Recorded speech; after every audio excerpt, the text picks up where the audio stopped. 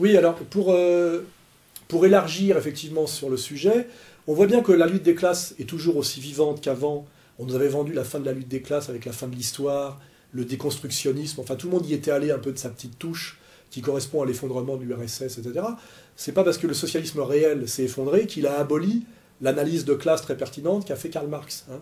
On voit très bien que la lutte des classes est plus vivace que jamais, puisque la violence sociale est plus vivante que jamais, les richesses sont plus que jamais mal partagées, comme l'explique très bien Todd, et comme s'en réjouit profondément pour des raisons confessionnelles M. Attali. Hein.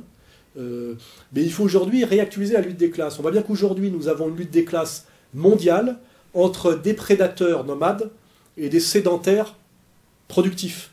Et là, nous sommes bien dans un combat de sédentaires productifs contre nomades prédateurs. Et il faut bien comprendre que pour être productif, en réalité, si on comprend bien ce que c'est que la logique de la production selon les critères marxistes, il faut être sédentaire. Pour produire, il faut être enraciné. Le nomade ne produit rien. Il produit de l'échange, il peut produire de la manipulation, il peut produire de la dynamique, à la limite, hein, mais il ne peut pas produire. Pour produire, il faut être fixé. Hein, voilà. Hein, on ne produit pas ni des pommes de terre, ni des voitures en prenant des avions, comme M. Attali, ou même d'ailleurs comme M. Ramadan.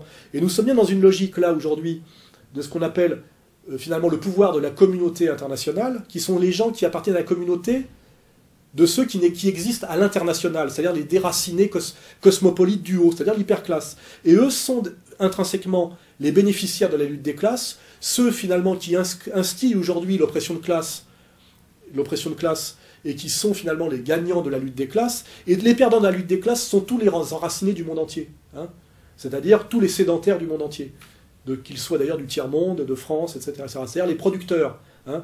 Et il faut bien rappeler que pour être producteur, il faut être enraciné, et que finalement le statut du nomade, ce qui explique peut-être la vision du monde de Bernard-Henri Lévy, le nomade est intrinsèquement un parasite. Hein, intrinsèquement un parasite, au sens marxiste du terme, c'est-à-dire c'est un non productif. Hein.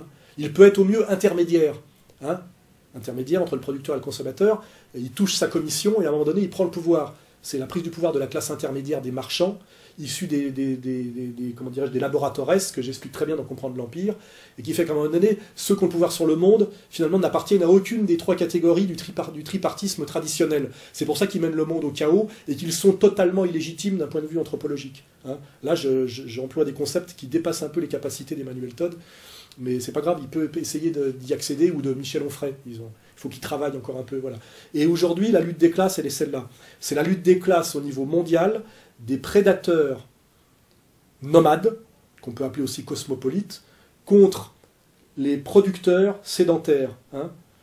Et en général, il y a une solidarité universaliste des producteurs sédentaires contre une solidarité de ce tout petit nombre de prédateurs nomades qu'on appelle aujourd'hui la mentalité cosmopolite, qu'on appelle la communauté internationale.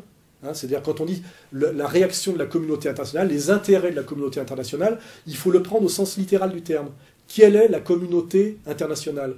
Quelle est la communauté qui incarne l'international? Quelle est la communauté qui est présente, elle et elle seule, à l'international, c'est-à-dire présente dans tous les pays, et qui est systématiquement, non pas du côté des producteurs, mais au niveau de la superstructure, c'est-à-dire, on va le dire, des exploitants, des parasites, ou peut-être au mieux des dynamiseurs d'économie, quand on peut leur trouver à la marge un intérêt sur le plan de la production.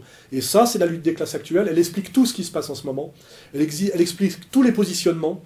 Elle explique tous les choix politiques. Elle explique tous les mensonges, notamment celui par exemple, d'un Mélenchon, qui est dans une contradiction radicale par rapport à cette vraie lecture de classe, puisque lui prétend défendre le peuple productif. Voilà, et pourquoi normalement un immigrationniste, qui est un type qui fait l'apologie du nomadisme, est forcément un traître et un ennemi des producteurs. Hein. Il n'y a de producteurs que le sédentaire, il faut bien le comprendre. Hein. Et le nomadisme amène naturellement au parasitisme. Ça peut être le parasitisme violent, comment dirais-je, des prédateurs nomades de type comme les Huns, hein, comme certaines hordes somaliennes aujourd'hui, on voit très bien. Et puis derrière, il y a l'éternel producteur enraciné qui a fait que la société humaine a muté à un moment donné, comment dirais-je, du chasseur-cueilleur à l'agriculteur, c'est le début de la sédentarisation, et du vrai producteur, avec le début de l'artisanat, etc., etc.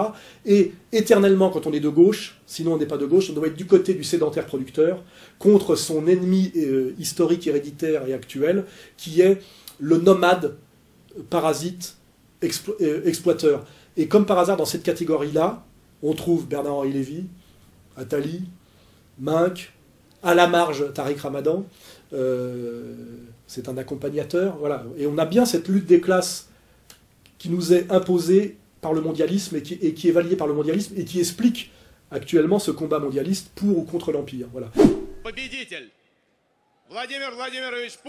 Les larmes de Vladimir Poutine venaient-elles de l'émotion ou bien était-ce que l'effet du vent sur Moscou, comme il l'a dit lui-même? Quoi qu'il en soit, le nouveau président russe élu dès le premier tour a légitimé son succès dans les urnes. Nous avons gagné un combat ouvert et honnête. Nous avons montré que personne ne peut rien nous imposer. Personne. Et comme pour appuyer sa victoire, faire taire toute contestation, plus de 100 000 partisans de l'homme fort de Russie étaient venus partager le moment face au Kremlin. Je fais juste partie des milliers de personnes qui sont venues d'eux-mêmes pour célébrer le choix d'un avenir stable pour notre pays. Nous votons tous pour notre président Poutine.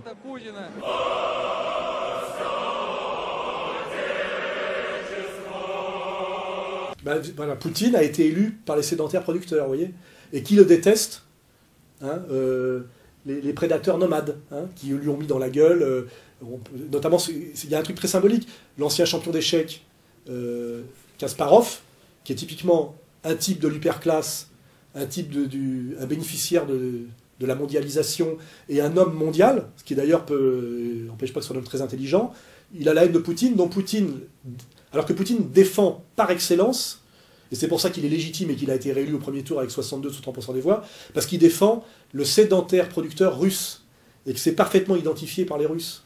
Et que malgré tout ce qu'on peut lui reprocher, qui à mon avis les impératifs de la réelle politique, il faut bien qu'il s'appuie sur quelque chose pour avoir le pouvoir, il s'appuie sur l'armée et sur l'appareil de production. Donc il contrôle effectivement, par sa domination du militaire et du policier, l'oligarchie productive russe, à condition qu'en dernière instance, elle rapporte à la Russie. Donc sa position est une position assez saine, qui rejoint un peu la position maoïste de Mao, du Mao des années 50, pas de la révolution culturelle d'avant. Elle est totalement défendable en tant que marxiste, la position comment dirais-je, de Poutine. Et je pense d'ailleurs qu'un type comme Douguin dit exactement ce que je dis avec d'autres outils eurasiatiques, des outils un peu légèrement différents pris à la tradition. Il dit exactement la même chose pour ce qui est de légitimer Poutine comme chef d'État légitime et en dernière instance bon pour son peuple. Hein. Et le peuple, c'est toujours les sédentaires producteurs. Hein. C'est pas ceux qui font que passer, c'est pas les nomades et les nomades parasites. Donc les nomades parasites qui ont manipulé les révolutions colorées, dont un des archétypes est Soros. Soros, nomade parasite typique, qui dans un monde traditionnel n'aurait pas le droit d'exister, serait en prison. Hein. Dans la monarchie française de nos rois très catholiques, il serait dans une fillette. Hein. Il aurait été chassé par Saint-Louis, il faut bien comprendre. Mais lui, je comprends qu'il déteste Poutine, parce que Poutine, remettant en place au cœur de la Russie l'intérêt du sédentaire producteur, hein, c'est-à-dire du russe qui travaille, effectivement, il agace et il gêne au niveau du business et au niveau de la domination un Soros qui est un nomade parasite. Donc la bande à Soros se venge en instrumentalisant les étudiants idiots, en mettant de l'argent, comme le font les Qataris en banlieue aujourd'hui, sur un autre critère.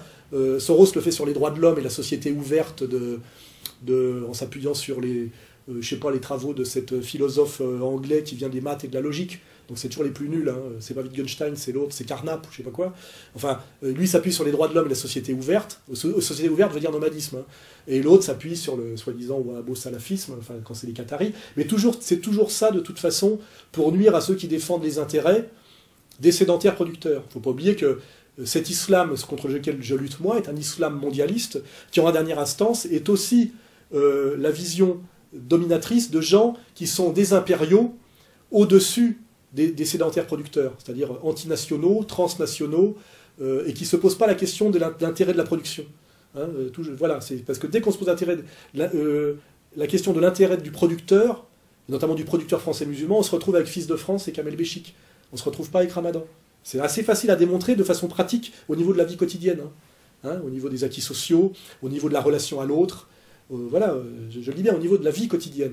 Voilà, c'est ce qui est bon, c'est ce qui est bon pour les gens, les petites gens, au niveau de leur vie quotidienne. Le reste, c'est de l'enfumage, que ce soit l'enfumage conceptuel de BHL, l'enfumage conceptuel de Ramadan, ou l'enfumage conceptuel de Soros, ou même un certain enfumage soi-disant théologico-islamique qu'on ira chercher chez le supérieur hiérarchique de Ramadan, qui, je vous signale, est le prêcheur numéro 1 de Al Jazeera, c'est lui qui a décrété la fatwa, qui a permis la mise à mort de Kadhafi, en criant Allah Akbar. Kadhafi, qui était, lui, le grand protecteur des sédenteurs producteurs d'Afrique. Voilà. Donc tout ça est totalement cohérent et incontournable. Et pour ça, aujourd'hui, pour me contrer, il faut en arriver pratiquement à faire tuer des petits-enfants à la sortie des écoles pour me faire fermer ma gueule. Parce que j'ai tellement raison que je ne vois plus d'autres moyens. Voilà.